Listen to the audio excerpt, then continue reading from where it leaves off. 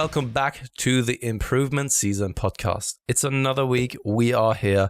It's warm in Berlin. I don't know how it is in London right now. Steve was already mentioning my shirt and that I'm actually becoming a very, very old man. Maybe it is because I just turned 35.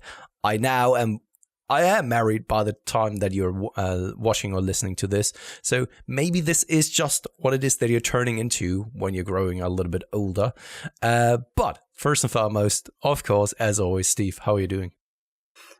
I am also warm. It's like high 20s here, and it's meant to get into the 30s by the end of the week. So it's going to get pretty hot. But I looked ahead of time, and I think in maybe a week or two, it might actually just be a week away, the weather looks like it's dippy into like the high 20s, and then it's like hopefully getting cooler from there on, because I'm done with this heat. I was just saying the other day, as long as it stays warm and good weather up until this weekend now, so basically the last weekend, fine. After that, bring the storms, bring the rain. I don't care. And why is this weekend important? Did we talk about it last time? I don't know. I don't think we did. Because I was. So it's always hard when it's actually in the future, but we need to take into consideration that people are listening to it or it's first being released after the weekend. So I will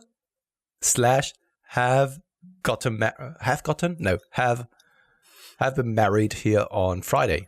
And this is official, like it is not official. Facebook official. This is government official. This is the government official marriage. So going there, setting our signature, and then I'm officially Papa P, Floor / Komiske. Komiske will be my second last name because I wanted to keep Floor, mostly because I like that last name, and secondary for the sake, honestly, and I'm not kidding, for the sake of simplicity for us and our business. Because just imagine I now turn into Pascal Komiske. No one would fucking know. No one knows me now. And those few people who know me now would be completely confused. And then I would start from ground zero. And that's something that I wanted to avoid. That's why, I said like, okay, because at first I decided to actually be only like Pascal Komiske. And then I went back to the office and said like, oh no, I would like to keep my name anyway. So let's make it like Floor Komiske. I guess, I don't know, I think I've talked to someone about this before. You could still keep all of your social media and all that jazz as Floor, couldn't you? So actually, it's only your legal documents, but I don't know. The thing is, the thing is, I could then be kind of anonymous afterwards. You could be called anything. Because, the thing is, if I just say that I'm still Pascal Floor and people try to stalk me, which so many people do. I always see them outside waving kind of signs and shouting up here to the window of my office, right? If I then turn into Komiske, people would still seek for someone like Floor, and they wouldn't find me, wouldn't be able to find me anywhere. So it sounds like a win-win situation, actually. Yeah. And now I'm Floor Komiske. So, yeah. I don't know if when me and Charlotte, I think people have probably already presumed you and Katie are married. Mm-hmm. I think partly because you have children, which people assume marriage off with children. But also, I think you've actually referred to yourself as like a husband before potentially anyway. So I wouldn't blame them. But I think people think I'm also married to Charlotte at the moment, which we're not. I think I've said girlfriend enough actually. But we are also probably going to go double-barreled in terms of last name. Yeah. But that's mostly because she wants to be like, no, women shouldn't lose their last name. Why does this have to happen? Blah, blah, blah. Like fighting the tradition, which I understand. Yeah. So I'm all good being like Can Hall or whatever. But again, like you, I'll probably keep things mostly the same. Funny combination, eh? But actually, to be fair, Charlotte Hall would sound actually quite good. Going from can into a hole. Now she's mostly referred to as like I think of a can of baked beans or something. So a hall is far more prestigious. Exactly. Yeah. I mean, growing there as well.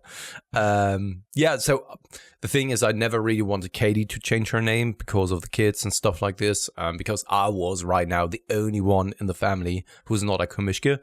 And that's why I said, like, no, the easiest way is just that I get that addition, and that's basically it. Instead of going the other way around, even making it more confusing for the kids, because they are capable of saying, like, hey, I'm Tony Komishke, right? And he was actually practicing that. Well, not practicing, but he learned it that way. And now switching over to something like Tony Floor wouldn't really make a lot of sense to him. So that's why we kept it that way.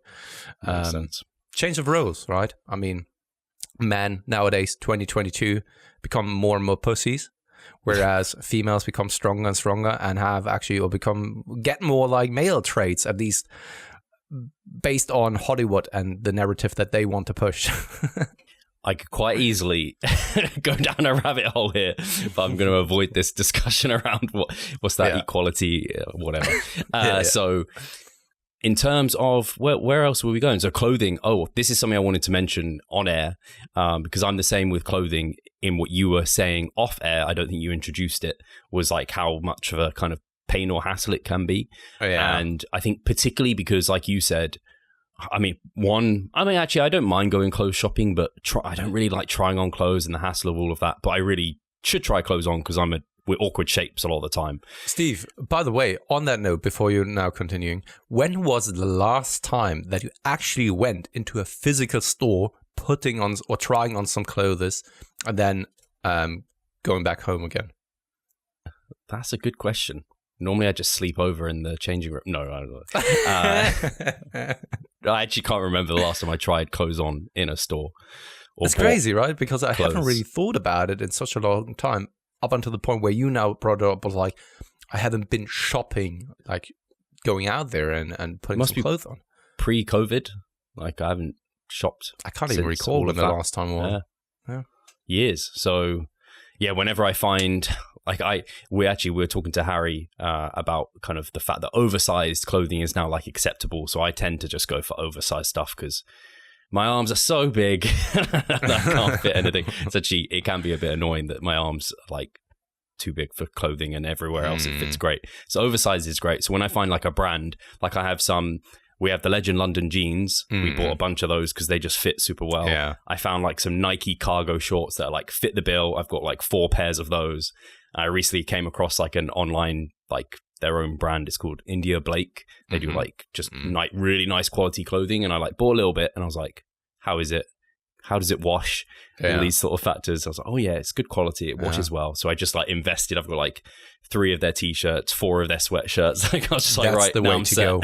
Honestly, once you found something that fits you, of course, from a physique perspective, but also from a style perspective, sure.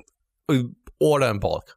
Just go with it. Then you are free from the stress for a very long time, honestly. I honestly learned that from you when you were like, these jeans are great. I'm going to buy several pairs. I was like, that's a really good idea, especially when they're in the sale. Like, it fits. Like, just get a bunch. Yeah. So, yeah. I haven't bought any kind of pants or trousers or anything like in like years now. The last time was for Legend London.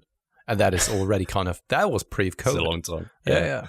So, yeah. And they will last for probably another 3, 4, 5 years. Hopefully, Legend London will stick around for that long and still manufacture the same pants, so that when they are actually then torn apart, that I then can get the same ones again. It would be awful then to go out on a new journey of discovery. But maybe I'm then growing older and I then want to wear cargo pants or whatever. I don't know. Cargos are in. Well, at least they were for a little bit. I don't know if they're still in. I have no idea. I have some cargos. What was I going to say? But yeah, that's the problem. That's why investing when you know, like, this is a piece of clothing that fits well, it's going to fit for years, then buy a bunch because they change all this stuff. It's like when they change cereal recipes or something, like, that used to taste good, now it tastes rubbish. I know that's something you've spoken about. Yeah, absolutely. Unfortunately, no. Wait a second. I want to steer it into a different direction because I was thinking about kind of gym equipment and small kind of stuff that you can take with you to the gym that is coming in very, very handy. You made the other day a post about kind of those gym pins. Exactly. Yeah. Amazing gadget to have in your gym bag that is such a no-brainer. But you can't really find a lot of places to buy that. Normally, Strength Shop is very good at replicating those kind of smaller gadgets for a better price. I was actually then looking at their shop and they don't even have something like this. the only place was the one that you've actually then put out there over on Instagram. What are kind of other gadgets you think are kind of super handy to have in your gym bag that just makes the entire gym experience a little bit better? This is great because I was going to do a vlog on this because I was like, this is great content. So maybe I'll think of some, visually it's quite nice to have it. But for me, I always have in my squat shoes, first of all, but then I put in my squat shoes a heel wedge from my Metcons because they came with the Metcons, which was super handy. But like you've just said, and people are buying like expensive versions, you can just buy like, I think I saw someone, I think it was Jake from Data Driven Strength. He was wearing, he was looking for something to put in his shoe because he didn't want to carry his squat shoes around with him. And he just found some like heel inserts that were like to make you look taller. He just said these were like great. So you don't have to buy like the branded, I don't know, VersaLifts, I think are the ones that the guys from Team Full Rum tend to promote. But those are super handy for the heel lift and way more convenient. I bought squat wedges in the pandemic because I think it was that period of time when I was buying a bunch of gadgets at that period of time because it's just like, what can I do? Like at the moment, it's so boring. Life's boring. Spend the money on? Like, yeah, exactly. I just wanted something, for some just enjoyment. So I was like, let's buy some freestanding squat wedges, which are nice and they're great and they get you a bigger heel lift, but they're hefty. Like to carry around that in your gym bag, it's just, it's so inconvenient. So if I was to do that, I might actually even just like donate them to the gym, for example, because they're just a pain to have to carry around like a proper heavy squat wedge. And then I always take the yoga blocks for leg days. So I can put those for the leg extension to extend the range of motion on there, or if I need them for like the leg press or the hack squat. I actually spoke to Charlotte, like maybe we could manufacture, because no one's doing this. I'm surprised none of these, because there's a bunch of different brands that are creating this equipment. None of them, and maybe they will now, and they need to send me some money because I was thinking you could make these yoga blocks better. Like they're made for yoga, but you could make them more specific to using them in the gym for like on the leg press, on the hack squat, for like the leg extension.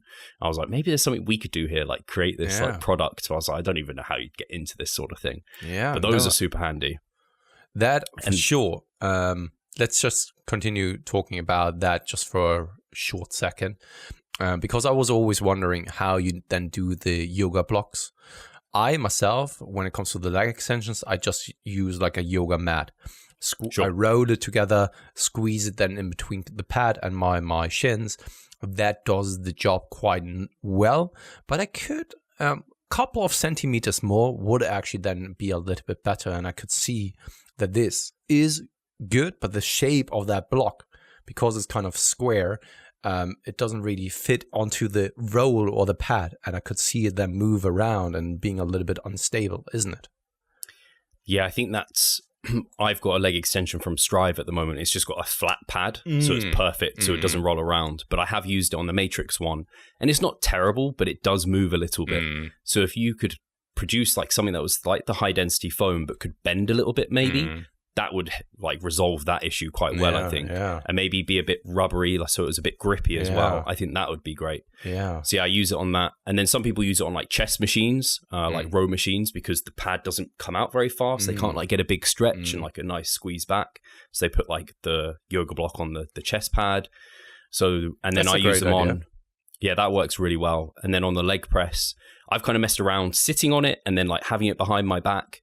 And so on some leg press, it just helps to be a bit higher up on the back pad. And then on others, sometimes you hit the block, so having it behind your back can extend the range of motion. Or even, I just recently have been using it behind my back, so I'm less likely to round my lower back. It just gives me that extra support behind my lower back. And I'm like, I can actually come a bit deeper with it. So yeah, you can experiment with the yoga blocks. Actually, probably one of the tools I use the most that are completely not like made for actually bodybuilding in any sense. You know what I was looking for at some point, and that is an extension for leg press machines. And I'm not talking specifically about something that you can put behind you, but actually that you can attach to the pad where your feet are actually then positioned. I know that Trevor Fulbright, our man, has actually kind of an extension where he's I think it's made out of wood that he just like puts above it, and then it sits there and gives you a little bit better angle for the ankle dorsiflexion. And I would love if someone would produce something like this, which is kind of a universal thing that you can then rearrange, modify to then the size and the length of then that plate of a leg press. That would be so good, because I don't know why, but the leg press manufacturers never really make it such that the plate where the feet are positioned can be angled or can be modified of the angle. And it would be such a no-brainer to allow to just modify the angle of the plate. But no one does that. So it would be great to have then an extension that you can just like quickly put on it, modify it slightly to your needs and desires. That would be such a good thing. Yeah, it's like on some hack squats and some pendulum squats on the like foot plate, you can modify the angle, which is great. Yes. But so few actually have that. And it's such a no-brainer, isn't it? Yeah. Such a no-brainer. It would be so good for a machine like this, because then you can truly modify it to then the person's needs and their body composition. Yeah. And then the only thing I can think is whether or not there was like a foot wedge that had like elastic bands that ran through it, that you could like wrap the elastic, like hook the elastic band around the machine, and then the foot wedge is like held on there. Yeah. Then you could kind of, or maybe not even an elastic band, like a belt buckle type of thing, and then fasten it round or something. That's what I was thinking. In some way or another, that you can just like put it onto then the plate, and you can then modify the width, the angle as well, something like this. But it's really rock solid when it's on there, you know, something like this. Some like super strong magnets. Stuff like this. Just something that allows you to modify the angle of then the foot position of your leg press. That would be the shit, to be honest. Particularly on leg press, I think that's where, because that's almost what can destroy a leg press, and whether it's any good or not is whether or not it has that ability. Yeah. So like I've been on so many leg press that are just trash. So if you could make something specific to a leg press, because normally hack squats you can kind of make it work, pendulum squat you can kind of make it work, especially with a squat shoe on. But leg press you can, like, even with a squat shoe on, some of them are terrible. And when you find a good leg press that has this, it can feel so good. Yes. Like the one I'm using now I've got my setup. I'm like, it blows my quads up just like crazy gnarly. I've told you about the one time that I had a good leg press, and that was when we were in Munich 2020 in February, right before COVID hit Germany, and I went to the Eric Helms seminar, the WMBF Germany seminar with Eric Helms.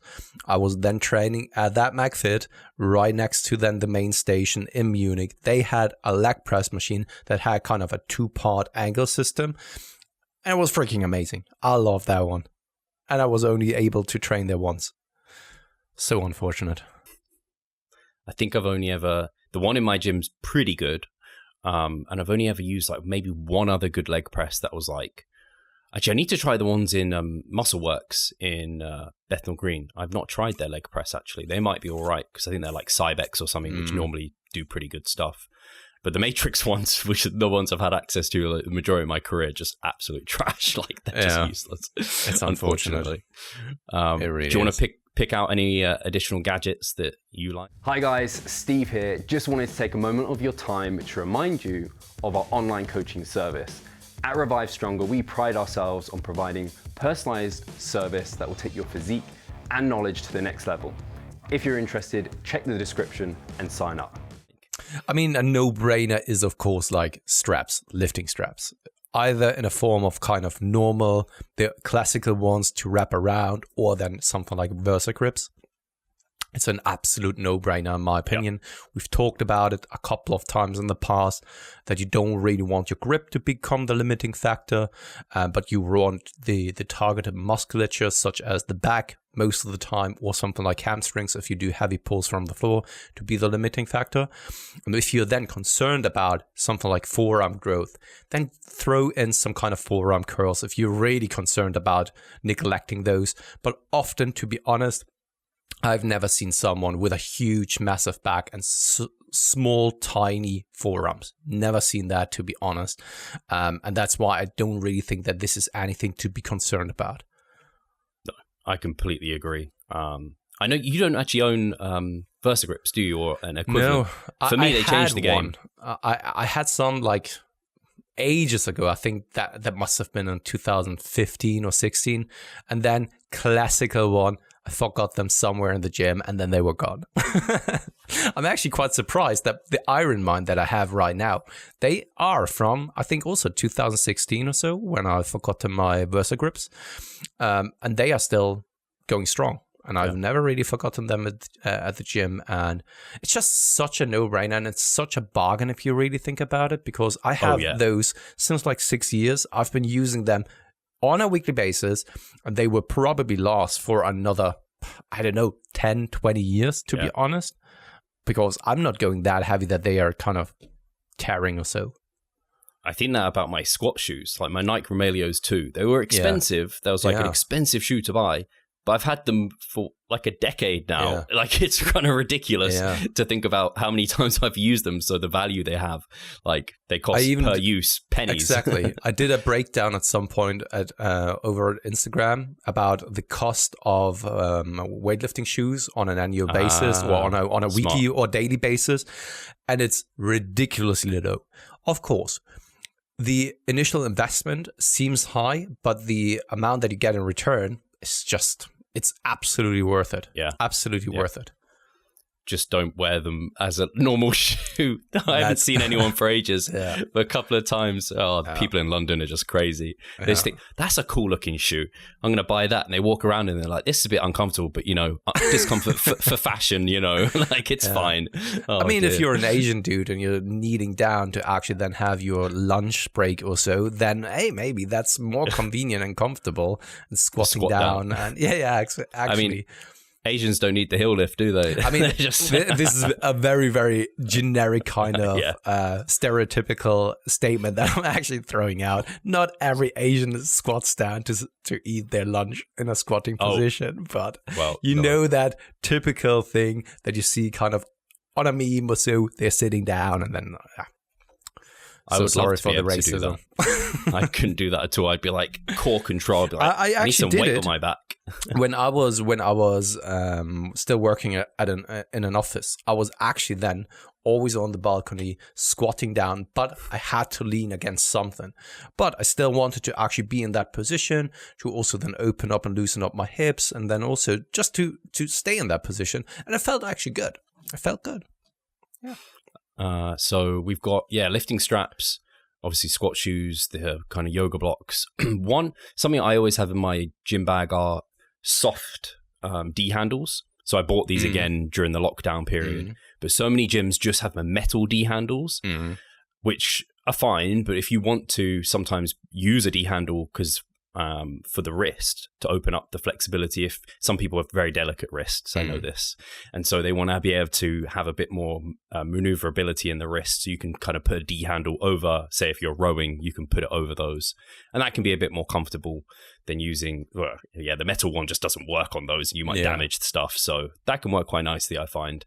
But I mean, that's compared to the ones we've mentioned, that's like way down on the list in terms of what I'd recommend. Can you also then talk about that pin, the gym pin that we've talked about? Because I don't think that everyone has seen your post and know what we are referring to. Yeah, Charlotte was like, when she saw the story, she was like, I don't know if people will understand exactly what that is. I was like, surely everyone knows gym pin. Like C-Bum has even like used a gym pin and stuff. Oh, really? But He did? It's more on the enhanced scene, because I saw gym pin and I was like, why would I ever need that? I'm like a weak natty dude. Like, come on. Like, I'm not going to max out the machine and then need to put like 20 kilos on there.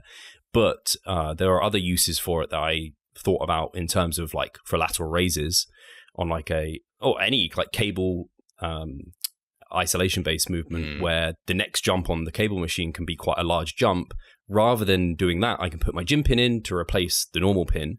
Yeah. And then it's like, I don't know how much the gym pin weighs, maybe a kilo. So that might be enough of a jump in for itself, which it was for lateral raises.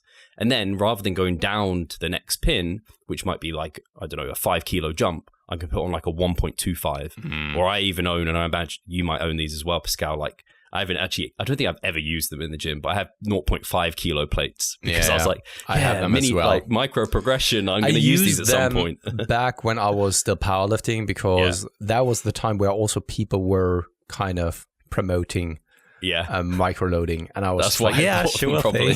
Yeah.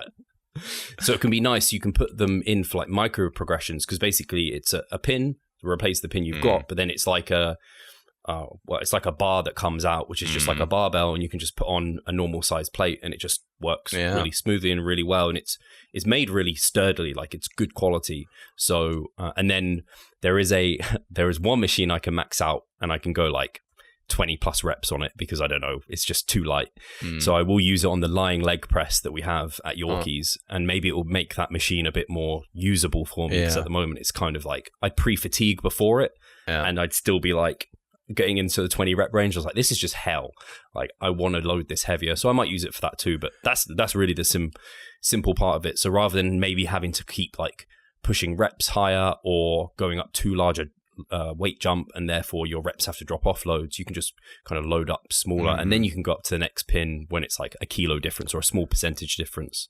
I'm just giving you a little bit of an example. In my gym, we have mostly matrix machines. Also a combination of matrix and hammer strength, and the hammer strength ones are very, very good, high quality and stuff like this. But there's a little bit of a tower area, so cable tower stacks, where then we have like 2 lat pull downs, 2 cable row machines, and then there's kind of across from each other for cable flies and stuff like this.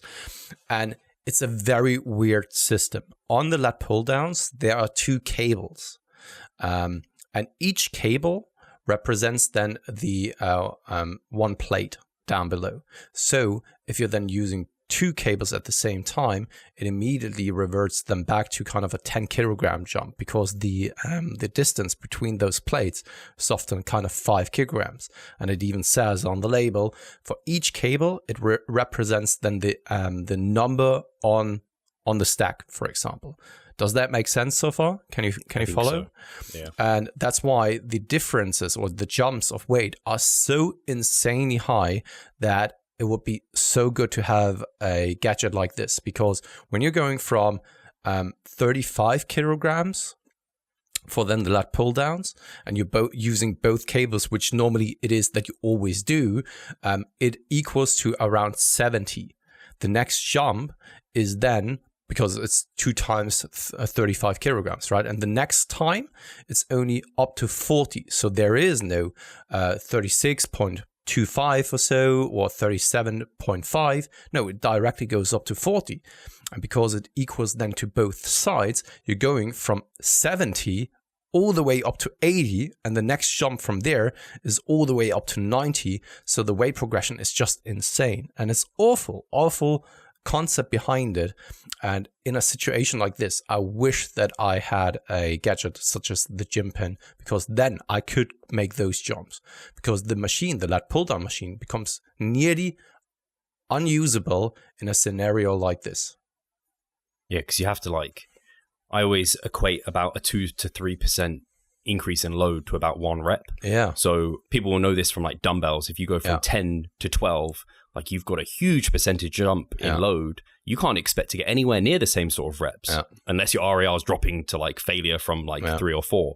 So like I know there's inventions of like magnet weights that like go onto plates, or like I've actually got a few clients who have these like elastic band with weight on and it like they can put it onto them, which is super handy. So it's the equivalent of that basically. Yeah. So yeah, in those sort of situations, it just allows for smoother progression and a bit more like your other lifts, like a barbell lift, you can add like a small percentage of increase. Like it allows for that nice progression that you get. And typically. I'm also not too, I'm not too pedantic when it comes to repetition ranges. But the thing is, going from 70 kilograms all the way up to 80 kilograms makes a huge difference then in the output of your repetition ranges. And often it's not even feasible. And that's why I then milk out the repetitions as much as I can. And then I have to find a different exercise. And it's awful, you know. And in a situation like this, it would just make so much sense to have a gadget like this or anything that is similar to this. Yeah. So I just wanted to bring up an example where this would make a lot of sense, even if you're not enhanced and use the entire stack. Yeah. Because in that scenario, you're increasing the load by over 10%. And that theoretically is like 3 or 4 reps. Yeah. So now you could drop out of the rep range that you're trying to achieve. Yeah. Like if you've got a nice 10 to 15 rep range, like suddenly you're right at the bottom end, and now it just gets a bit messy. Maybe you do one top set at that weight and then you do some down sets to like equate it. So it just makes life a little bit easier. So I think it's a cool invention. And I think it came from people being fucking strong and being able to beat the machines. Yeah. But there are some other nice uses for us lot. And people can get actually 10% off, I think, with Revive 10 if they want to. I think they can. I can't remember the owner's name, but maybe we can put a word in, see if we can get one shipped over to, not that I own anything, but maybe you can have a chat with them, see if I was hesitant in actually then ordering the one via your link, because it is then from the UK. The last time that I ordered things out of the UK, it was awful, Steve. Brexit, ever since kind of Brexit really went through, the last time was kind of with my posing trunks, took freaking ages to come over here, and then on top of it all, I still even had then to pay customs on it, which was just like, it wasn't even worth it anymore. Kicking the balls, to wait for it for over 6 weeks, and then on top of it all, that pay kind of for the delay, pay an additional amount of money. It was just like too much of a pain. That's why I'm trying to avoid ordering things out of the UK. Sorry. Maybe they have a European store or something. I'm not sure. Or he can sort something out there. But I mean, I would say that's partly Brexit and partly, we're not going to name the company, but that company, we've had not some great experiences with that posing trunk company, so probably not going to use them a ton. But unfortunately, because the posing trunks, they are really, really good, to be honest. But quite often people order them like maybe a couple of months out from a show. And like if they take more than a couple of months to come, which they should not, like you're fucked. I almost had to mail. I think I told you I had to nearly mail my trunks to my client because his hadn't arrived. Another client of mine had it as well, where he then needed to order from a different store here out of Germany just to have a posing trunk. Yeah, and he ordered it well in advance, and it still didn't arrive on time. Unfortunate. Yeah. And then, so any other gadgets? I think the only other one I've used a few times was the assist your lift, but I barely ever take that into the gym. And this is one of those bars essentially with lots of little holes, so you can kind of use your D handles and you can place the them at different widths. So if you want them wide or more narrow, you can place them as wide as your shoulders allow.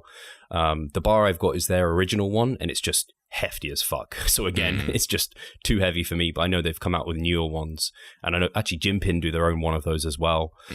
So they can be helpful, but I tend to just I use like the straight bar, or I use like the shoulder width, like neutral grip bar, and then I'm like, well, there's not much else I really, I don't need to necessarily have this special bar, and there's a prime version, of course, which people can look into, but that would cost a shitload. So I see it the same way as picking and choosing my supplements. My kind of triangle that I'm using. In one corner, I have like effort and time that goes into it. In the other corner, it's cost. And then what else was it? The evidence around it, right? And then based off of this, you can then pick and choose where your supplement that you may consider falls and make a calculated decision of whether it is actually worth it. If it's very expensive, if it takes a lot of time and effort to take the supplements and the evidence is low, there's not very much good case in using that. And the same goes for gadgets. I don't really think that you need a lot to actually have a great gym session. And that's also why I'm not the biggest fan of making things overly complex. Sure, you can experiment and you can play a little bit around in the gym to perhaps modify a machine based on your needs and what it is that you, or how you get the most out of a machine. But this is then making use of what you have access at the gym and what it is that you have available already at your disposal, instead of then going out, I don't know, taking your safety bar with you each and every single that you go, each and every single time that you're going into the gym, taking it with you in your backpack, right? And then setting things up, and then I don't know, all of those gadgets. Most of the time, they require too much effort, too much time, and also come at a very, very high cost. And often it's not even that the return is great for the amount of investment that goes into it. Whereas something like the simplistic things, like let's take the lifting straps, super cheap. My Iron Mind ones were $20 and I have them since 6 years. I expect them to last another at least 12 years or so. I mean, if it's then 18 to 20 years for $20, holy shit, this was like very much worth it. And that's the way that I like to go about kind of those small gadgets as well. Instead of then taking so many things with you, cuffs and wedges and I don't know, Bosu balls, whatever, you know, most of those things you don't really need of having then a productive workout. And I can absolutely attest to this, and I know where the kind of want comes from too, because I am that person that wants every gadget, that wants every little bit of ounce of whatever the gadget may give you, just like supplements. And I think I'd been through that supplement kind of period in my life where I bought everything under the sun and shit that does just not work and do fuck all. Man. And then I very much simplified my approach to now. And same with these gadgets. I think I went through, especially in that lockdown period again, it was like that novelty that was like, anything that could make training from home better and more fun. And then I have bands, I have everything. I have the cuffs, I have the bands, I have fucking every gadget you could want, really. And how many of them do I use? Well, you see my like training logs, you see my videos, like I use fuck all of them. And they're just sitting there gathering dust because I thought they're going to do something for me that I couldn't get from the gym itself, or I got bored or what have you. And it's just a case of, man, like the basics just Steve work so well. I was a walking meme back then when I was in my early stages of my powerlifting years. A walking meme. I swear. I had everything. Like the full package of like become a powerlifter now, you know? Yes, yes. I had the weightlifting shoes. I had SPD knee sleeves. Back then, SPD weren't a thing. So what I had was the rear band, especially. And then also in the belt. Then I had, of course, wrist wraps as well. Then I had a slingshot, Mark Bell slingshot. And all of those things I had in my gym bag. So it was super convenient, just like to do bench pressing, for example, right? Each and every single time, wrapping things. And also when I was finishing after, so I was preparing for squats. First off, taking on the rear band and all that kind of stuff. And it smelled horribly afterwards, right? And then you're going over to the bench, and then first you need to wrap things. And I had kind of a voodoo floss thing where then, because the bench wasn't really that sticky, that's why I positioned or wrapped that voodoo floss around kind of the shoulder area so that I really could squeeze and dig myself into the bench. And all for a fucking weakling, to be honest. During that time, I mean, I wasn't the strongest. And was it really necessary? Now looking back, I kind of cringe at that. I mean, it made me to the person that I am right now. But at the same time, when I look back, I cringe because all of those things were absolutely unnecessary.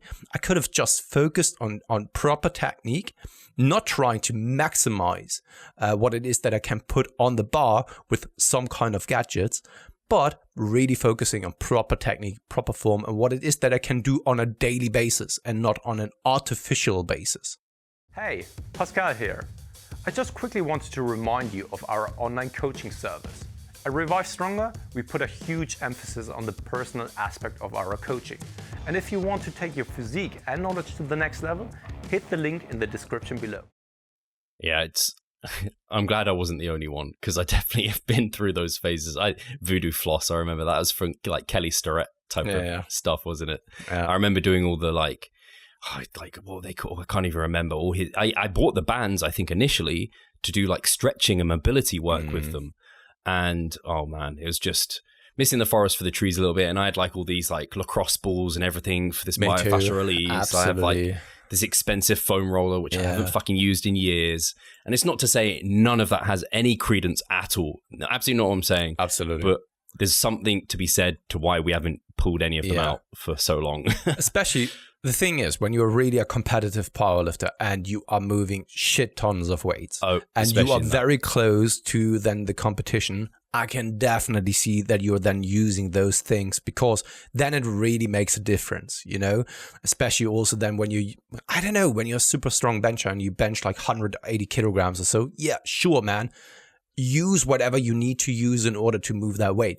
But if you're only benching like, and I say like only 110, 120 kilograms, chances are you don't really need that. You don't. Right? And all those other fancy things, unless there's a very, very particular reason for that, to be honest, you can then probably get the same outcomes in another way. And it doesn't really have to be that super expensive, super inconvenient gadget that you first need to actually then also put on, take with you, and all that kind of stuff. The reason why my workouts are relatively shorter nowadays as well is because I don't need to use all those kind of fancy things. I can go in there, I do like 2-3 warm-up sets, and then I'm ready to go. Yeah. That's it. I think it's that case of, with supplements, like you think more is better, and like if I'm taking this, it's got to be doing something. But if there's really, like you said, if there's no real evidence to support that is doing anything, and it's just more anecdote, or there's very mixed evidence and you don't notice it doing anything, like, goddamn, like at least a supplement's not inconvenient to take, really, unless it tastes disgusting, like, I don't know, fucking HMB or whatever, tastes disgusting. But at least like with all these gadgets, like you said, you could be doing all of this setup, or like spending all this money, and it's super inconvenient, uncomfortable, and you think, oh, it's going to be this one thing that makes the difference, and it's like, it doesn't really feel much better or any different, and it takes me half an hour longer, and I just spent like 50 to 100 pounds on this thing. It's like, fuck, like I hate to think actually how much money I've spent on this shit. Me too. But I suppose it makes us better coaches in some way. One thing I wanted to revert to though, Pascal, you mentioned your belt, and this is one gadget that I do think has some validity. Is this the same for you? That's true, but I'm not using my Inza belt anymore. Do you not? No, because of my shape. That's the problem. The Inza belt, so my hip bones and also my rib cage is not very much well made for than an Inza belt, so the height of an Inza belt. That's also the reason why back then I actually have broken my ribs twice. Back when I was powerlifting, because the belt was sitting a little bit too low, then it was pushing itself underneath my ribs against my hip bones, and then it was kind of pressing up against my rib cage, and then it just like snapped twice. That's horrible. And and that's just because of my structure, which is very unfortunate. That's why at some point I then went ahead and bought more like a weightlifting shaped belt that is a little bit more narrow in the front and a little bit thicker in the back. But still, it didn't really do the job that I was hoping for, unfortunately, because it's a little bit too high here on the side. And I think that the next time, if I purchase a new belt, then it's going to be one of those Velcro belts that are just like very, very soft, but you can still tighten it very, very much. Yeah. So it always depends. I think that a belt can be a very, very powerful and helpful tool, especially when you're moving very heavy loads and there's actual loading going on. So basically a compression of your spine. I think in scenarios like this, it can be very helpful. But in my unique scenario or case, I can't use my Inza belt anymore for that purpose. When I was more powerlifting, I was still thicker, and that's why it wasn't really an issue. Now that I'm thinner, I can't really use that anymore, unfortunately. Yeah, I used to have the, because again, I followed trends. And this is why I'm saying it, because I think a lot of people will be seeing these gadgets and just following trends. They won't really be thinking for themselves. But I bought a, what's it called? You had the Inza belt, but it has that buckle. And it was I can't remember what that's called. Yeah. Prong?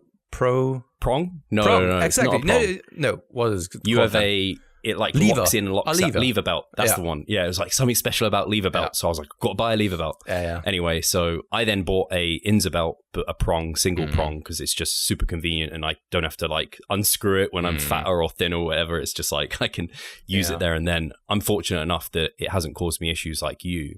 So I think it's great actually that you did highlight that though, because like people might be hearing, I don't know, that we talk about these things and they think, oh, they're talking about it and it has to be used. It's like, well, no. Use it in your unique situation. Again, like you said, use the kind of spectrum in terms of evidence, like expense, convenience, those sort of things. Because I think that's very valid. And it's funny you mentioned the more Velcro style belts, because now when clients ask me, I don't recommend like this. I've got this 10 millimeter, like, thick Inza belt. I'm like, no, that's not, you see me using that because that's the one I have. But if I was to recommend or buy one for the first time, I would go for one of these Velcro style belts where you just want enough support so the lower back's not a limiting factor and that you can use the Valsalva maneuver and improve your core strength in that movement where there's axial loading, so you can more kind of put tension through the target musculature that you're trying to hit. Now it makes me really think of ending the call and actually getting a Velcro belt. Because I haven't really followed up on that thought in a very long time, because the belt that I'm using right now, it's all right, but it's still way too hard. And this is also kind of, it's the same belt as you have, but just like more narrow in the front, right? It's not like a proper kind of weightlifting belt, those very soft leather ones. I was hoping that this is kind of very similar to that one. Maybe I need to break it in a little bit more or so. Yeah, you have to like roll it up. I remember the whole breaking in process. That was a pain. But I can't be bothered. I really can't be bothered. And I've never really followed up on getting a Velcro belt simply because I was freaking too lazy. Honestly, it was just like the last time that I bought a belt, I couldn't really make proper use of that. So I spent money for basically nothing really. Should I get another belt for just like one or maybe two movements? But in the end, it would probably pay off if it's if it then comes out to be a huge return, such as straps. Then I think it's worth the money that you're then spending, because it's not like an expensive amount. At least not for Westerners most of the time. Yeah. I think the great thing with the Inza belts is they do have very good longevity. Like I've had that for over a decade as well. So I don't know what the Velcro belts are like, but have you seen Mike's belt, his Pioneer one? No. It's like huge. It's like a corset. Yeah, exactly. Yeah, I've seen that. I would be interested, because that obviously covers the ribs. Yeah. So I don't know, I guess that would solve your issue in that sense, but I think he got that uniquely made for him by Pioneer, and Pioneer obviously American, so I don't even know what it would be like to get. I know even getting an Inza belt was hard enough. I think I bought it from a German site when I bought it. I bought it from a German site as well. But it was also, so a proper Inza belt wasn't cheap back then. And, but it's also, I think, lifelong warranty on them as well. Oh, maybe. It wouldn't surprise me, because it's at least back then seems brand new. Yeah. So, yeah.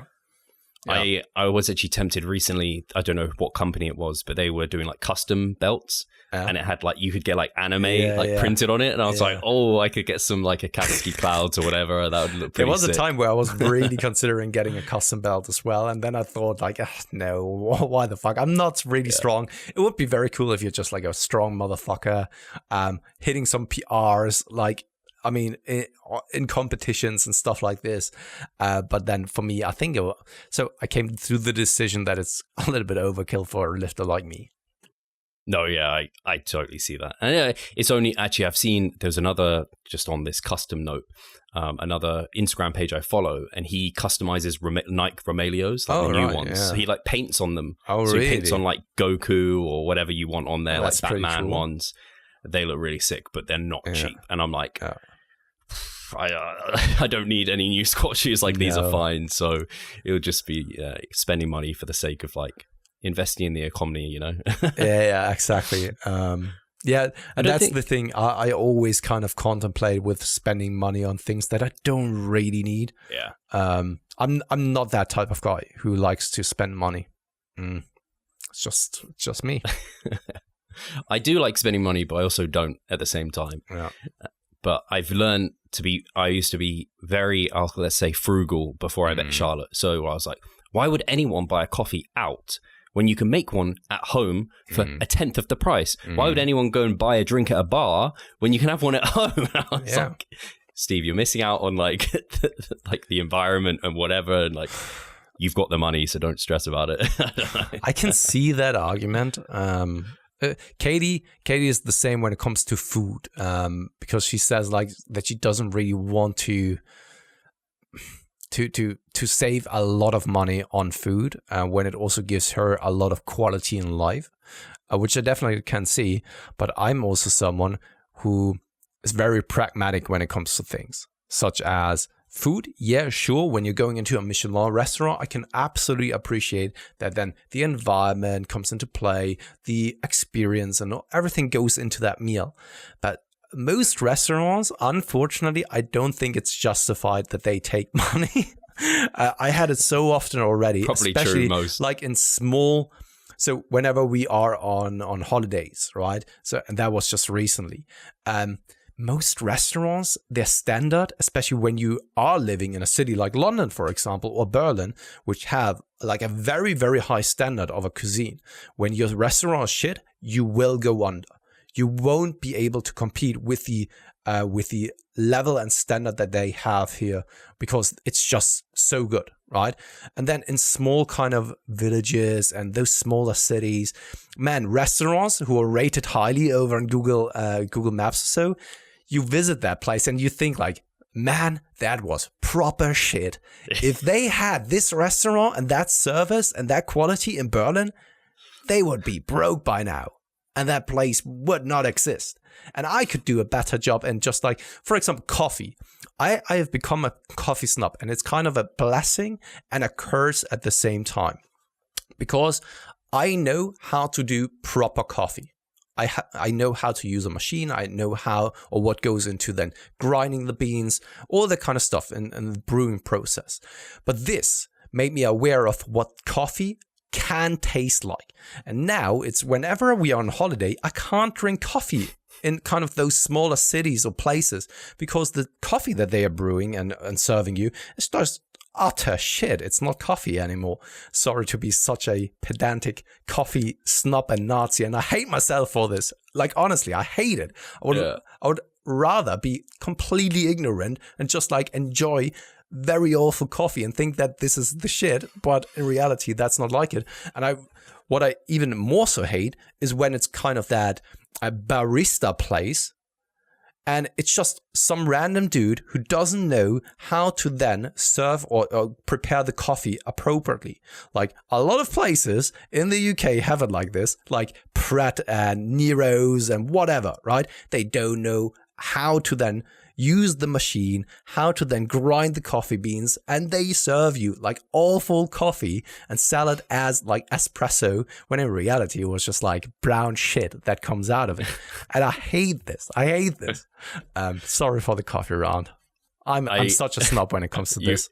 You're definitely on another level to me because you probably wouldn't be satisfied with an espresso, whereas I'm like, an espresso machine, you pop the cap in, it does it for me, so I don't have to worry about it. So I can enjoy the other coffees. But I'm like this a little bit with like pizza, for example, because I've been to Naples. I know what good pizza is. So if me and Charlotte go to, and you say London's good, but central probably, like Soho, Oxford Street, around there, for sure, they'd go under.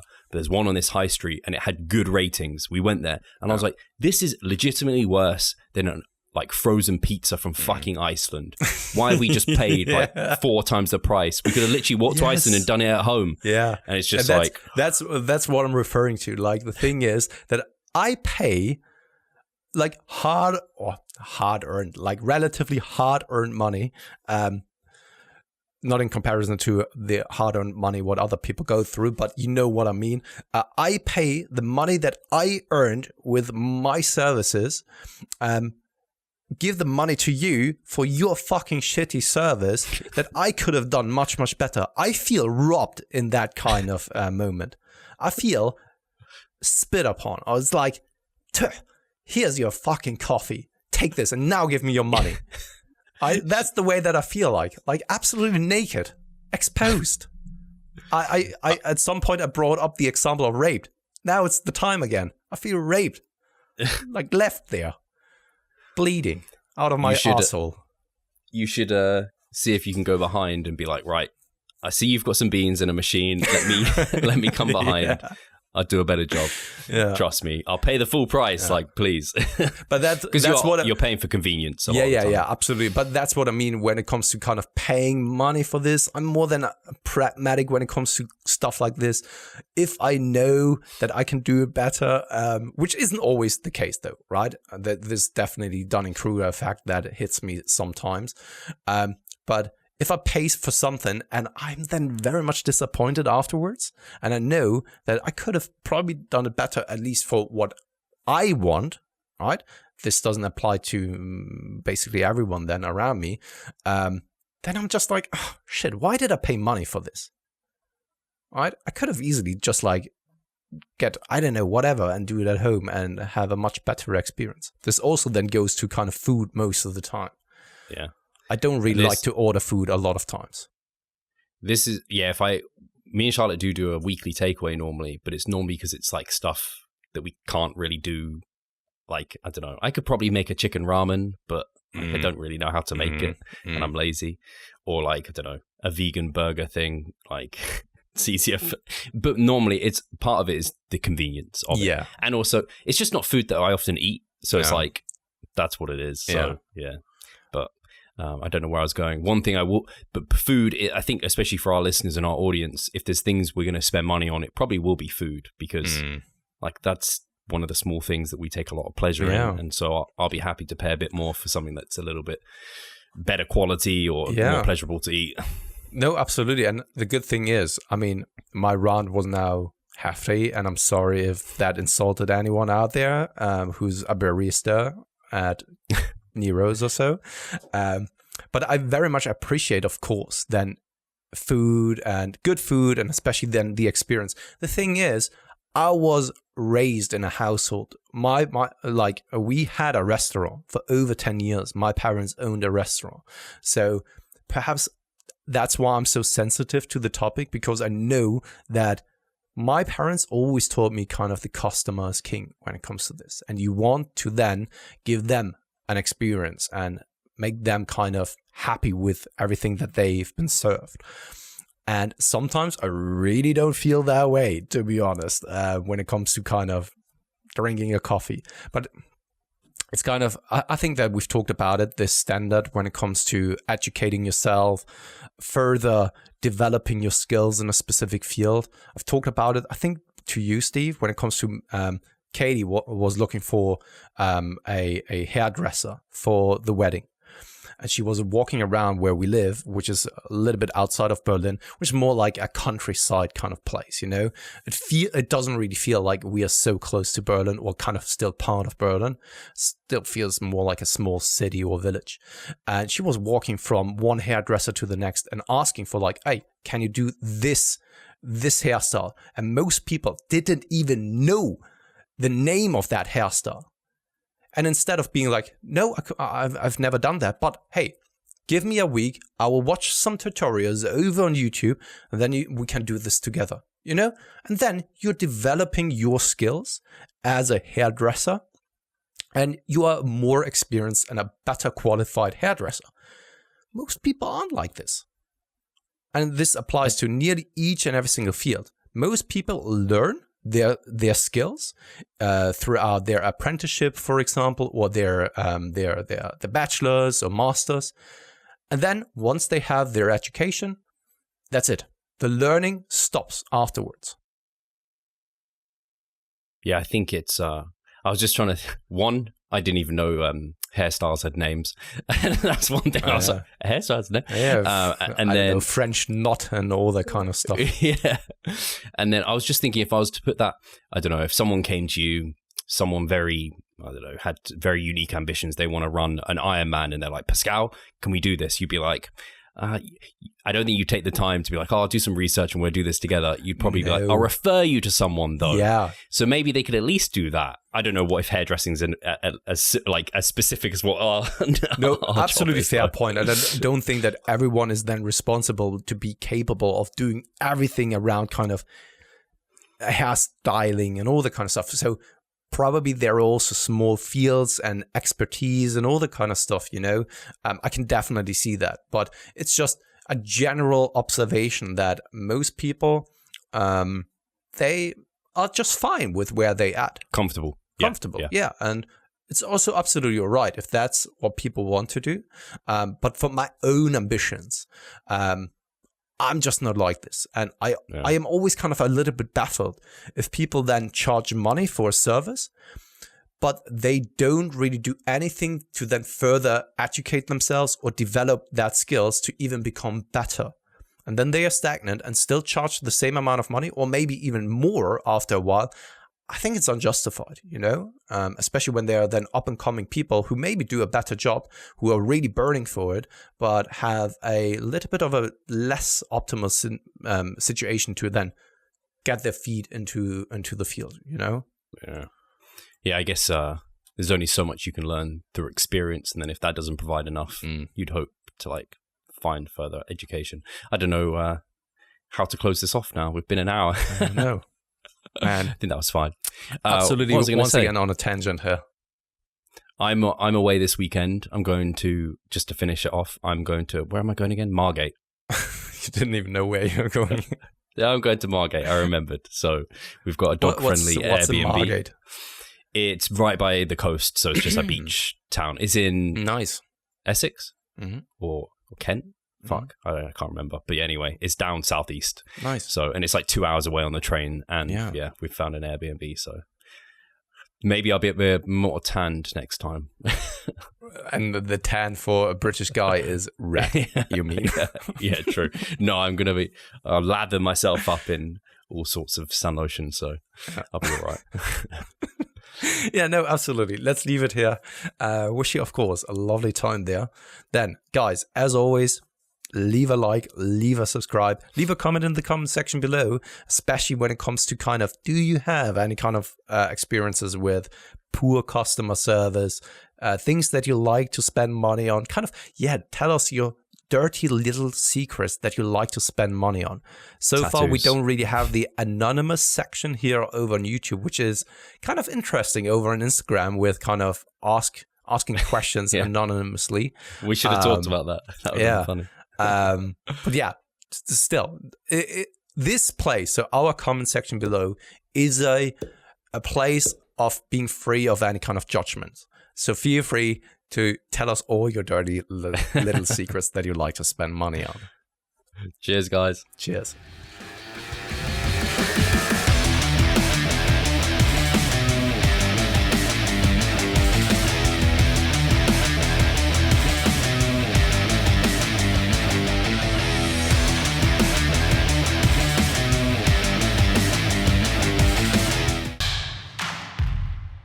So I'm Steve Hall, founder of Revive Stronger and a coach of Revive Stronger. My name is Pascal Steve. I'm the co-owner of Revive Stronger and also a coach, of course. Revive Stronger has probably been going solidly for 3 years, roughly about 3 years. Revive Stronger, to me, it is becoming kind of my child, my foster child. It's the gathering and getting together of like-minded people. We've been expanding the coaching team, which is helping us help more people. But each coach can only help a certain number of people. Right now, it's all over the place. We have YouTube, we have Facebook, we have Instagram, but there isn't that community aspect behind that. And so the next step for us is developing a membership site. So basically, we want to create a family and a community that is then benefiting from another. A really cool community for people within our little niche is going to be a website. They will get early access to our podcast. You can access us, ask us questions. The community aspect, we have a forum there. You can ask questions, but also you can log your journey. There's also going to be courses on there. Courses, presentations on different topics. Discount of past seminar footage. We will log our journey as well. We'll start vlogging We're gonna have documentaries. Our entire athletic journey. Furthermore, they get access to an exercise video library. The exercises that we love for hypertrophy and maximizing hypertrophy, we're gonna go through those in depth, telling you how to execute them. We kept them concise and also mobile friendly so that you can watch them in between your sets.